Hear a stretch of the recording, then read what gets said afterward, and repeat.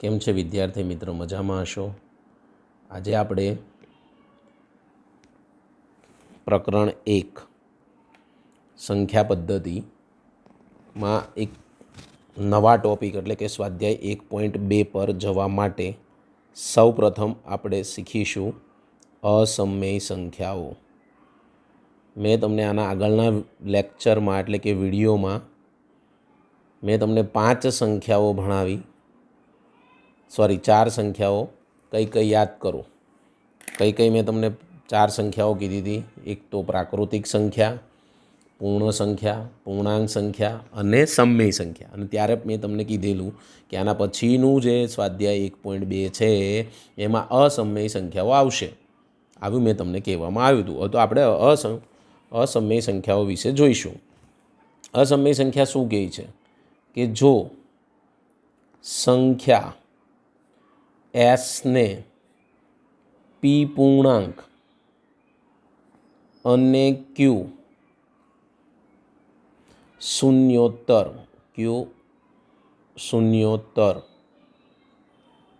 પૂર્ણાંક હોય તેવા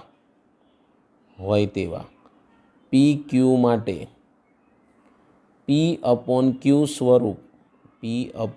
સ્વરૂપમાં મૂકી ના શકાય તો તેવી સંખ્યા એસને અસમમેય સંખ્યા કહે છે. આ નવું લાયા સાહેબ, ન મૂકી શકાય. તો સમમેયની વિરોધી થઈ. સમમેયમાં આપણે શું કહેતા હતા કે પી અપોન ક્યુ સ્વરૂપમાં મૂકી શકાય, આમાં ના મૂકી શકાય. વ્યાખ્યા એની એ જ છે. મેં ત્યાં અહીંયા આર લીધેલો, યાદ કરો. પી પૂર્ણાંક લીધો હતો, ક્યુ શૂન્યોત્તર પૂર્ણાંક હોય એવું બધું લેવામાં આવેલું જ હતું. પી અને ક્યુ માટે પી અપોન ક્યુ સ્વરૂપમાં મૂકી ના શકાય. આ ખાસ શબ્દ છે, ના શકાય. તો તેવી સંખ્યા અહીંયા એસ ધારી છે, ત્યાં આપણે આર ધારી હતી. તો એને અસમમેય સંખ્યા તરીકે ઓળખવામાં આવે છે. આવી જે સંખ્યા છે અને બીજી રીતે તમારે કહેવું હોય તો શું કહી શકાય? તો જે સંખ્યા સમમેય સંખ્યા નથી, આપણે એવું કહી શકીએ કે જે સંખ્યા સમમેય સંખ્યા નથી તેને અસમમેય સંખ્યા કહે છે. આ બીજી વ્યાખ્યા. જે સમમેય સંખ્યા નથી એને અસમમેય સંખ્યા કહે છે. તમને એવું થતું હશે પાછા સર નોટ ઉપર આવી ગયા. ના, આની અંદર મારે 2 આકૃતિ દોરવાની છે વિદ્યાર્થી મિત્રો. બોર્ડ ઉપર મારી પાસે પરિકર નથી. પરિકર વગર હું આકૃતિ દોરીશ તો તમને મજા નહીં આવે. એટલા માટે મેં વિચાર્યું કે ભાઈ આપણે આમાં નોટમાં ભણાવી દઈએ તો તમને આ એક સ્વાધ્યાય એમાં ચલાવી દઈશું. ઓકે, ચાલો, આ તમને ખ્યાલ આવી ગયો હશે. હવે આગળ વધીશું. દશાંશ પદ્ધતિ તમે ભણી ગયા છો. દશાંશ એટલે જે પોઈન્ટમાં હોય એને દશાંશ કહેવાય. તો દશાંશ પદ્ધતિ મુજબ જે સંખ્યાનું દશાંશ સ્વરૂપ શાંત અથવા, આમાં 2 મળે, એક શાંત અથવા તો એને કહેવાય અનંત આવૃત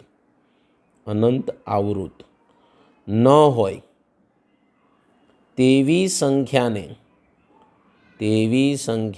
અસમમેય સંખ્યા કહે છે. ઓહો, 3 વ્યાખ્યા આપી સાહેબ તમે તો. હા વિદ્યાર્થી મિત્ર, આમાં સમજવું બહુ મહત્ત્વનું છે. ઓકે, જો એક તો જે સમમેય ન હોય એવી, એક ઉપર કીધી, એક અહીંયા નીચે કીધી કે જે શાંત અને, તો મેં તમને સમમેયમાં શાંત અને અનંત આવૃત કીધેલું જ હતું હોય, પણ અહીંયા ન હોય એવી સંખ્યાને આપણે શું કહીએ છીએ? અસમમેય સંખ્યા. અસમમેય સંખ્યાના થોડા આપણે ઉદાહરણો લઈએ અહીંયા કે ભાઈ ઉદાહરણ શું છે એના. તો હું એમ કહું કે √2, √3, અંડર √10 એનું ઘનમૂળ કહું, એટલે કે 10નું ઘનમૂળ. આ બધી સંખ્યાઓ કેવી છે? અસમમેય સંખ્યાઓ છે. કેવી સંખ્યાઓ છે? અસમમેય સંખ્યાઓ છે. આ યાદ રાખવાનું છે. પછી આગળ વધીશું થોડા. તો એમાં એવું કહે છે કે જે અસમમેય સંખ્યા આપણે અહીંયા લઈ લીધું, એના ઉદાહરણ લઈ લીધા છે. હવે આવી જે સંખ્યા હોય છે અસમમેય સંખ્યા, એને દશાંશ સ્વરૂપે દશાંશ સ્વરૂપ અનંત અનાવૃત હોય છે, એને અનાવૃત કહેવાય. આપણે અહીંયા શું કીધું? અનંત આવૃત, જે સમય હોય શાંત અને અનંત આવૃત. અનાવૃત અનંત અનાવૃત આવે એટલે એ કઈ આવે? અસમય સંખ્યા. કઈ સંખ્યા કહેવાય એને? અસમય સંખ્યા તરીકે આપણે લઈ શકીએ છીએ. આનું પણ એક આપણે ઉદાહરણ લઈશું કે ભાઈ આનું ઉદાહરણ શું. તો ઉદાહરણમાં કહી શકાય 0.01, પછી હું 001, પછી હું કહીશ 0001, પછી હું કહીશ 401 અપ ટુ અનંત. જો અહીંયા સરખી નથી આવતી. જે સમય સંખ્યા હોય એમાં મેં તમને એવું કીધું કે 0 પોઈન્ટ ધારો કે 010 તો 01 01 01 આ બધી સંખ્યાઓ આવે. તો આ તો સમય સંખ્યા છે. શું છે આ? સમય સંખ્યા. જ્યારે અહીંયા શું થયું? જુઓ, વચ્ચે શૂન્ય એક વધતો ગયો, માટે આવી સંખ્યાઓને આપણે અસમય સંખ્યાઓ તરીકે ઓળખીએ છીએ. હવે આગળ વધીશું તો સેકન્ડ એક વાત કરે છે વાસ્તવિક સંખ્યાઓ, રિયલ નંબર્સ. તો સાહેબ આ તો આગળ આવી ગયું, તમે કીધું હતું. હા, રિયલ નંબર એટલે કે વાસ્તવિક સંખ્યાઓમાં બે સંખ્યાનો સમાવેશ થાય. મેં તમને વાત કરીએ સમય સંખ્યા અને અસમય સંખ્યા. આને ઇંગ્લિશમાં રિયલ નંબર્સ કહીશું. શું કહીશું? રિયલ્સ નંબર. વ્યાખ્યા આની સિમ્પલ છે ભાઈ, કે સમય સંખ્યાઓ અને સમય સંખ્યાઓ તથા અથવા અને અસમય સંખ્યાઓ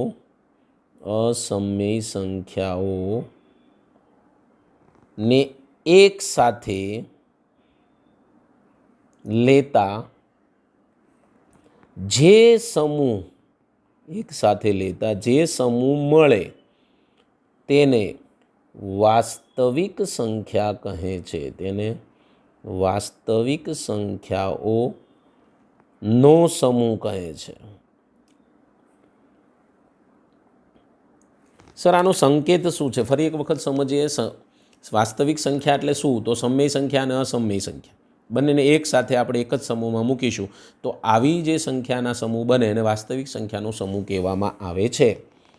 સમજી લો કે આપણે આને સંકેત સ્વરૂપે લખવું હોય તો હું આર તરીકે, રિયલ નંબર, એના ઉપરથી કેપિટલ આર લઈ લઈશ.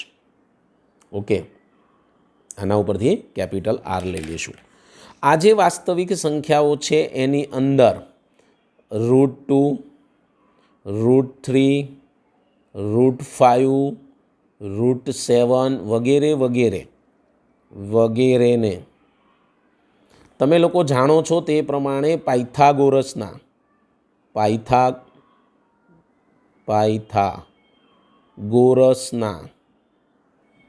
પ્રમેયની મદદથી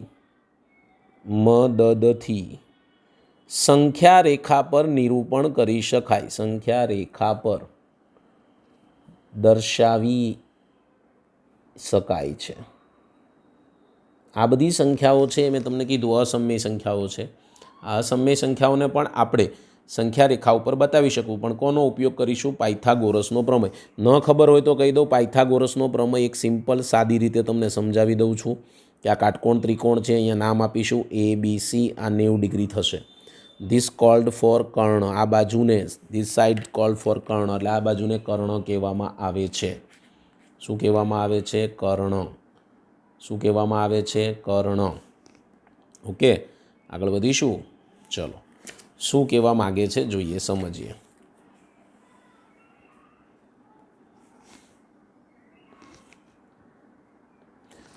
આને કર્ણ કહેવાય. આ એક બાજુ, આ બીજી બાજુ. પાયથાગોરસનો પ્રમેય શું કહે છે કે કર્ણનો વર્ગ એટલે કે એસીનો સ્ક્વેર એ બાકીની બે બાજુના વર્ગના સરવાળા જેટલો હોય છે. એટલે કે AC સ્ક્વેર બરાબર AB square plus BC square, plus લખવું પડે. ઓકે, જેમ કે તમને અહીંયા આપ્યું છે √5, આને હું બે રીતે લખી શકું. √2નો વર્ગ પ્લસ 1નો વર્ગ. જો 2નો વર્ગ 4 પ્લસ 1 એટલે 5 જ થઈ ગયા, કહેવાય કે નહીં? કહો તમે. આવી જ રીતે ધારો કે મારી પાસે √21 હોય તો √21ને તમે કેવી રીતે લખી શકો? તો કહી શકાય કે 4નો વર્ગ પ્લસ 2નો વર્ગ પ્લસ 1નો વર્ગ.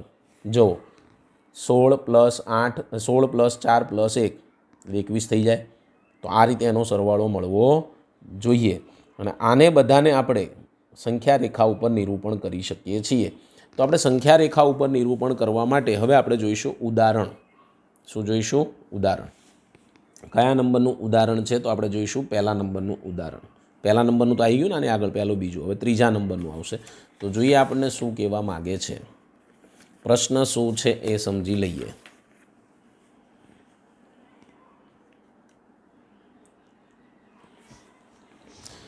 તો સૌપ્રથમ આનું આપણે ટાઇટલ લખી દઈશું, દાખલા નંબર ઉદાહરણ નંબર 3. પ્રશ્ન છે કે સંખ્યા રેખા પર √2 દર્શાવો. શું દર્શાવવાનું કહે છે? √2 દર્શાવો સંખ્યા રેખા ઉપર. તો સંખ્યા રેખા ઉપર √2 દર્શાવવા માટે સૌપ્રથમ મારે એક રેખા લેવી પડશે, સમજી લો. અને એક ચોરસનો પણ તમે ઉપયોગ કરી શકો છો. કેવી રીતે? ચલો હું એક ચોરસ લઉં તો તમને વધારે ખ્યાલ આવશે. એના દ્વારા આપણે સમજૂતી મેળવીએ કે મેં અહીંયા સરસ મજાનો એક ચોરસ લીધો. 2 સેન્ટીમીટર બધી બાજુ લઈ લો એટલે ચોરસ થઈ જાય. આવી રીતે તમારે અહીંયા આડી રેખા પણ કેવી લેવાની? 2 સેન્ટીમીટર જ ચોરસ થવો જોઈએ.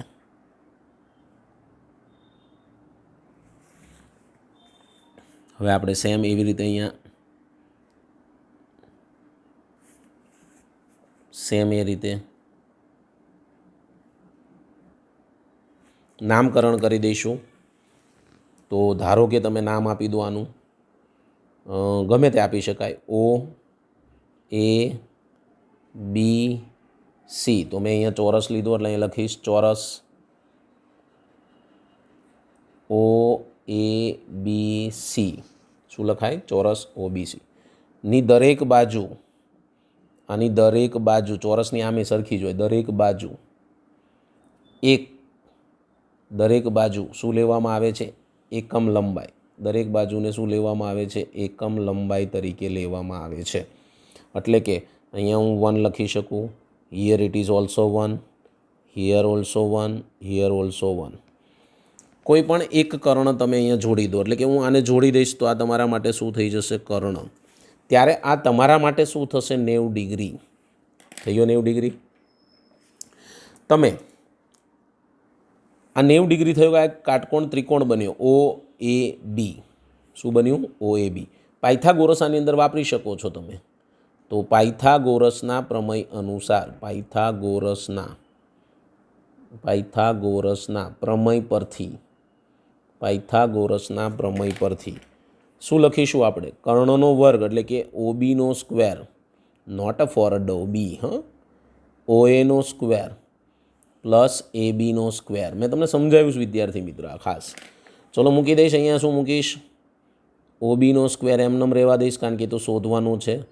1નો વર્ગ પ્લસ 1નો વર્ગ શું થાય? OBનો સ્ક્વેર બરાબર 1 + 1 = 2. કારણ કે 1નો વર્ગ 1 અને પછી પ્લસ કરવાના છે, વર્ગ કાઢીશ એટલે √2. આપણને આન્સર કેટલો મળ્યો? √2. તો હું અહીંયા લખી શકું છું √2. આ થઈ ગયું √2. આ દાખલામાં આ રીતે તમારે √2 સમજાવી દેવાનું કે આ રીતે આવેલો છે. હવે બસ આને સંખ્યા રેખા ઉપર બતાવીશું. તો સંખ્યા રેખા માટે પણ પહેલાં સૌપ્રથમ તમારે એક સરસ મજાની રેખા લેવી પડશે. ચલો દોરી દઈએ સૌપ્રથમ એક રેખા. ઉપર થોડી જગ્યા રાખશું, બિકોઝ ઓફ ત્યાં આપણે તો આને રેખા સ્વરૂપે તમે બતાવી દો. આ રેખા થઈ ગઈ. ઓકે. વચ્ચોવચ્ચ તમે લઈ લેશો અહીંયા 0, એટલે કે ઉદ્ગમ O. પછી તમે લેશો 1. બધા એકમ 1 1 ના લેવાના. 1 પછી શું આવે? 2 પછી શું આવે? 3 પછી શું આવશે? 4. આ જ રીતે અહીંયા તમને મળશે -1, આ જ રીતે -2, આ જ રીતે -3, આ જ રીતે -4. ગમે એટલા બતાવી શકાય, તમને ઈચ્છા પડે તેટલા તમે આમાં દોરી શકો છો. હવે શું કરવાનું સર? તો હવે તો તમને ખબર છે કે આ અંતર તમારું 1 એકમ છે. તમારું આ અંતર કેટલું છે? તો કે ભાઈ 1 એકમ છે. બધા જ 1 1 1 સરખા જ હોય ભાઈ, એટલે 1 સેન્ટીમીટર લો તો બી ચાલશે. મારે √2 જોઈએ છે. તો મારે આની ઉપર ચોરસ દોરવો પડે છે. ઉપર દોર્યો ને એવો અહીંયા દોરવો, એટલે ઉપરનો ના દોરો ને અહીંયા દોરશો તો પણ ચાલશે. અહીંયા હું આ જેટલું માપ મેં અંદાજિત લીધું છે, મારે એના અંદાજે લેવું પડશે. તમે સરખું લીધું હોત પહેલેથી તો વાંધો નહોતો. આ છે ને દોઢ ઉપર 1 એટલે 6 જોઈ લઈએ ભાઈ. દોઢ ઉપર લેવાનું છે થોડું, એટલે અહીંયા દોઢ થશે. ઓકે, આ 1 ઉપર.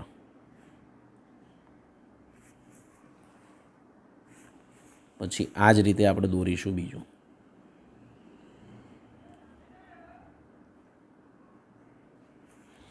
આમાં પણ આપણે પોઈન્ટ આપી દઈશું એટલે 2 પોઈન્ટ ભેગા થઈ જાય. હવે આપણે આ બંનેને જોડી દઈશું. તો આ થઈ ગયો ચોરસ. આના ઉપર જ બતાવી દેવાનો વિદ્યાર્થી મિત્ર, અલગથી દોરવાની જરૂર નથી. ચાલો, આને કર્ણ હું જોડી દઈશ. ઓકે, થોડી વાર ના ફૈબા બની જાઓ, નામ આપી દો. અહીંયા O A B C. Same મેં જે ચોરસ લીધો તો જુઓ, આ પણ 1 છે, આ 1 થશે. ઓકે, તો મેં જે 1 તમારો લીધો અહીંયા જુઓ, એ નીચે લઈ જાઉં છું. એ જ આ લીધું છે ચોરસ, એટલે એ દોરવાની જરૂર નથી. આના ઉપરથી આ પાયથાગોરસ આવી ગયો, સીધું આ લખી નાખવાનું. લખાણ ખાસ સ્પષ્ટ શબ્દોમાં લખવું વિદ્યાર્થી મિત્રો. ઓકે, ચાલો. તો તમને ખબર છે આનો બેનો અહીંયા આપણે કર્યું પાયથાગોરસથી. આ મને શું મળ્યું? √2. સીધું લખી નાખવાનું. પણ આ બિંદુ આવે ક્યાં? સંખ્યા રેખા ઉપર ક્યાં આવે? તો આ પરિકર છે. પરિકર આ રીતે વ્યવસ્થિત આમ ગોઠવવાનું, ઊભું રાખો એટલે 2 પેન્સિલની અણીને 2 સેમ રહે. આ રીતે સેમ રહેવું જોઈએ. પરિકરની અણી તમે O ઉપર મૂકશો, પેન્સિલની અણી તમે B ઉપર મૂકશો. જોજો, ખાસ જોઈ લે, હું થોડું ક્રોસમાં રાખું છું, તમે સમજી લો. છે? ઓકે, અહીંથી તમારે ધીમે ધીમે આને આ રીતે સંખ્યા રેખા ઉપર લાવવાનું છે. સંખ્યા રેખા ઉપર જ્યાં છેદે તેનું નામ તમે આપી દેશો P. ધારો કે તમે નામ આપ્યું, અહીંયા છેદે ત્યાં નામ આપ્યું P. તો આ જે મને મળ્યો એ √2 મળ્યો કહેવાય. તો આનું સંખ્યા રેખા ઉપર નિરૂપણ થયું કહેવાય. શું થયું કહેવાય? સંખ્યા. સાહેબ હવે આને લખવું હોય તો આગળ પાછું શું લખવાનું? તો જુઓ ભાઈ, તમે અહીંયા OB સુધી તો લઈ લીધું છે. આ રહ્યું આ OB, બરાબર. હવે આની આગળ જ આપણે અહીંયા લખી નાખીશું કે પરિકર દ્વારા આ એક મેથડ યાદ રાખજો, બધા દાખલામાં આ જ રીતે લખવાનું આવશે. ઓને પરિકર દ્વારા ઓને શું લીધું તમે? કેન્દ્ર. તમે આ પરિકરને અણી જ્યાં મૂકી એને કેન્દ્ર કહેવાય. તમે અહીંયા O ઉપર મૂકી તો એને કેન્દ્ર કહેવાય. લઈ પછી તમે અહીંથી પેન્સિલની અણી ક્યાં મૂકી? જો ફરીથી એકવાર પેન્સિલની અણી તમે ક્યાં મૂકી? B ઉપર. ઓકે, તો આપણે એમ લઈ શકીએ OB. લઈ OB જેટલી ત્રિજ્યા લઈ સંખ્યા રેખાને ક્યાં છેદે છે? તો કે ભાઈ P. Pમાં છેદતું ચાપ દોરીએ ત્યારે મળતું સંખ્યા રેખા પરનું બિંદુ P એ √2 ને સંગત છે.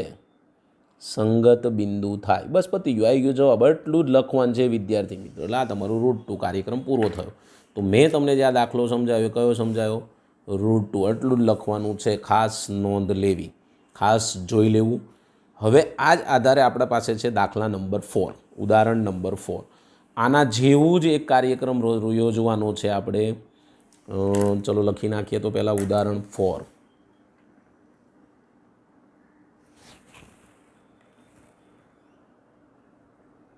ઉદાહરણ 4 શું કહે છે કે સંખ્યા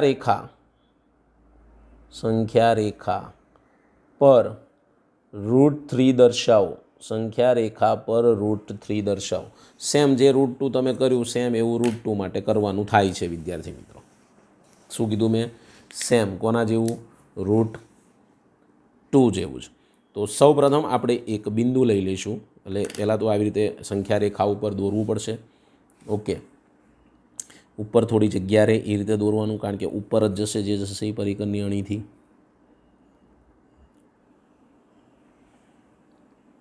આ રચના તમે 2 રીતે દોરી શકો છો, પણ હાલ પૂરતી હું તમને એક રીતે જ દર્શાવીશ. પછી તમને આગળ આવશે ત્યારે સમજાવી દઈશ બીજી રીતે. ઓકે, કારણ કે હજી સ્વાધ્યાય બાકી જ છે. ચલો, અહીંયા આપણે એરો આપી દઈશું. હવે આપણે અહીંયા આગળ તમને વાત કરીએ એ પ્રમાણે 0 પછી હવે પરિકર પેન શું મૂકે આપણે ફૂટપટ્ટી અહીંયા મૂકી દઈએ સ્કેલ. એની અંદર આપણે 2 સેન્ટીમીટરના કાપા આપી દઉં છું, એટલે આપણે પછી ચોરસ દોરવામાં શાંતિ રહે.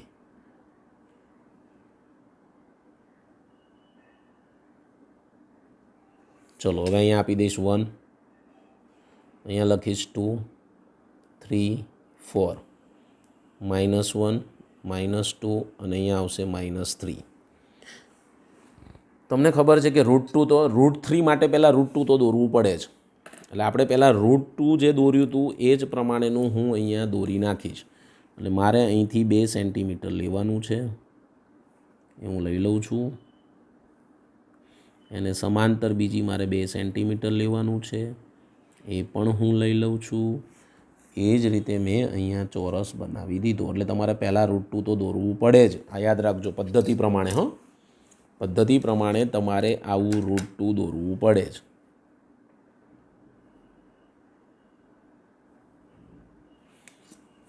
હવે આને હું પાછું જોડી દઈશ આ રીતે વિકર્ણ. બરાબર, નામકરણ બી તમારે કરવું પડે. O, A, B અને C. તમને ખબર છે કે આને 1 એકમ લઈએ છીએ, આને ઓલ્સો 1 એકમ, અને આ તમને મળ્યું હતું √2. પણ હવે √2ની ગણતરી કરવાની તમારે જરૂર રહેતી નથી, એટલો આમાં ફરક. પહેલાંમાં તમારે √2 ગણી નાખ્યો છે, એટલે આમાં √2 હવે ગણવાની જરૂર રહેતી નથી. અચ્છા, હવે તમે લખશો શું? પહેલાં તો મારે મુદ્દા બી લખવા પડશે. તો અહીંયા મુદ્દાઓ લખવા માટે પહેલું લખીશ OB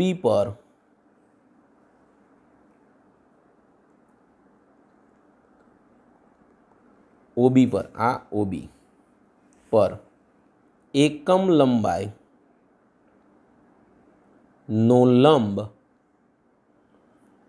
BD દોરીએ. આ તો આપણે દોરવાનું જ હતું ને, આગળનું હતું, એટલે આનું કશું વર્ણન લખવાનું ને કે વર્ણન થઈ જાય લાંબુ, આગળનું લખો ના લખો તો કેવડું મોટું વર્ણન થાય. એટલે આપણે ખાલી એટલું જ લખવાનું કે એના ઉપર લંબ BD દોરો. એટલે મારે લંબ દોરવાનો છે વિદ્યાર્થી મિત્રો. કોના ઉપર લંબ દોરવાનો છે? જે તમારી પાસે આ જે છે એને લંબ દોરવો પડે. આ જે રેખા √2 છે એની સાથે લંબ એટલે આ રીતે ફૂટપટ્ટીની સ્કેલ તમે મૂકો એટલે આ લંબ થાય એની સાથે રેખા. તો આપણે થોડુંક આ રીતે ત્રાસું લાવી અને 2 સેન્ટીમીટર જે બધું ધાર્યું છે એ હું 2 સેન્ટીમીટર સુધી એને ખેંચી લઈશ. થઈ ગયું? તો આ ખૂણો કેટલાનો થઈ ગયો? 90 ડિગ્રી. આ પાછું કેટલું લેવાનું? 1 એકમ. કેટલું લેવાનું? 1. અને આનું નામ કંઈક આપવું હોય તો આપી દેવાનું D. શું આપી દેવાનું? D. આને પાછું તમારે જોડવાનું કોની સાથે? તો O સાથે. કોની સાથે જોડો છો તમે? O સાથે. ક્લિયર? કોની સાથે જોડવાનું છે? O સાથે. ચલો, હવે તમને શું થયું? જો તમને ખબર પડી ગઈ કે આ જે પાર્ટ છે એ તમને √2 મળ્યો, આ પાર્ટ 1 એટલે પાછો કાટકોણ ત્રિકોણ થઈ ગયો. Again repetition. તો અહીંયા લખી શકાય કાટકોણ ત્રિકોણ. કાટકોણ ત્રિકોણ કયો છે? કાટકોણ ત્રિકોણ OBD. OBD માં બી ખૂણો 90 બન્યો. યસ. માટે હું વાપરી શકું પાયથાગોરસનો પ્રમેય. પાયથાગોરસ પ્રમેય મુજબ OD મળશે મને. તો એનો વર્ગ તમને ખબર છે, આખું પહેલાં જેવું લખવું હોય તો ODનો સ્ક્વેર બરાબર તમે આ શું લીધું? OBનો સ્ક્વેર પ્લસ શું લીધું? BDનો સ્ક્વેર. ODનો સ્ક્વેર એમનેમ આવશે. OB √2નો વર્ગ પ્લસ 1નો વર્ગ. √2નો વર્ગ શું થાય? 2 + 1 એટલે 3. અને પાછું આનો વર્ગ કાઢીશ એટલે √3. તો OD મને મળી ગયો √3. એટલે મને આ પાર્ટ મળ્યો √3. √3 મળ્યા પછી અગેન મેં તમને સમજાવ્યું એ જ પ્રમાણે O ઉપર પરિકરની અણી મૂકવાની છે. હવે તમારે √3 ક્યાં આવે? તો કે ભાઈ D ઉપર. તમારે √3 ક્યાં આવે? તો કે ભાઈ D ઉપર. આવ્યો D ઉપર. હવે તમારે અહીંથી ચાપ દોરી દેવાની છે. અહીંથી સરળતાથી આ રીતે ચાપ દોરવાની છે. Okay, clear? હા, તમારે હજી બીની દોરવી હોય √2ની તો એ પણ બતાવી શકાય જોડે જોડે. અહીંથી લઈ લેવાની આ રીતે ચાપ, આ લઈ લીધી ચાપ. ઓકે, અહીંથી આમ ચાપ, સોરી, હા ઓકે, હલી ગઈ હતી આપણી પેન. અહીંયા મેં પી નામ આપ્યું તો આનું નામ ક્યુ આપીશ. તો આ જે ક્યુ બિંદુ મળ્યું એ મને શું મળ્યું? √3. અને પી મળ્યું એ શું મળ્યું? √2. બોલો, તો આ રીતે તમને મળી શકે. આ √3ને તમે આ રીતે પણ લખી શકો છો. ઓડી બરાબર અંડર રૂટમાં √2નો સ્ક્વેર, અહીંયા હતું ને તમારી પાસે √2નું અંડર રૂટનો વર્ગ પ્લસ 1નો વર્ગ. ખોટું લખ્યું, અહીંયા આપેલું જ છે આ રહ્યું. આ પાર્ટ તમે લખી શકો છો પણ એનો વર્ગ કાઢીને આ √2નો. તો આનો જવાબ √3 જ આવે, તો તમને ખબર છે. ઓકે, તો મેં તમને બે વસ્તુ સરસ રીતે સમજાવી દીધું. આ રીતે તમે કોઈ પણ સંખ્યાનું નિરૂપણ બતાવી શકો, કોઈ પણ સંખ્યાનું. સપોઝ તમને એમ કહેવામાં આવ્યું હોય કે ભાઈ અંડર√n નિરૂપણ કરો. શું કહેવામાં આવે? અંડર√n. એ આ રીતે ધારો કે તમને કે અંડર√n નિરૂપણ કરો. હવે આનું નિરૂપણ કરવા માટે તમે જો અહીંયા √3નું કરવા માટે શું લીધું? √2 લીધું હતું. તો આમાં તમારે શું કરવું પડે? અંડર√n - 1 કરવું પડે, એટલે એક બાદ કરવો પડે. સપોઝ હું તમને કહું √5નું શોધવું છે, તો તમારે કેનું લેવું પડે? √4 લેવું પડે, એક ઓછો કરવો પડે. √4થી સીધું મળી જાય. એટલે તમે અહીંયા √4 લખી અને એના ઉપર સીધું √5 લઈને સીધું દોર દો એટલે તમને શું મળી જાય? √5. ક્લિયર? તો આ હતા આપણા ઉદાહરણ. અને હવે આપણે જોઈશું સ્વાધ્યાય 1.1.